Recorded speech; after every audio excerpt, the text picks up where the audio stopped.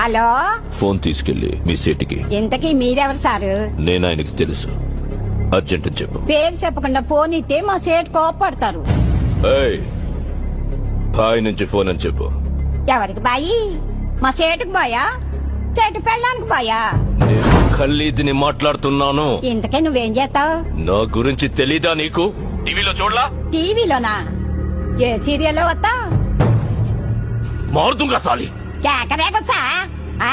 మేము దహిస్తుందే పోనా? సరే, మీ సేట్ ఇంట్లో ఉన్నాడా లేడా?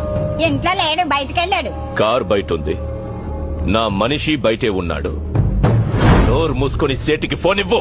మా సేటుకి 10 కార్లున్నాయి. ఏ కార్లో ఉంటాడో, ఎక్కడికి పోతాడో నీకేం తెలుసు?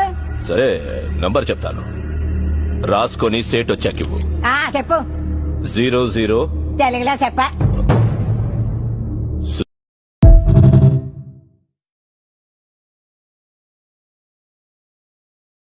నీ అవ్వయ్యాలి ఇజ్జత్ భాగ్య. ఏమైంది? నేను తొవ్వంటి రంగు ఒక ఫంక్షన్ జరుగుతుంది. ఆడికి రాగానే చికెన్ మటన్ మసాలాల వాసన గుమ్మగుమ్మలాడినే.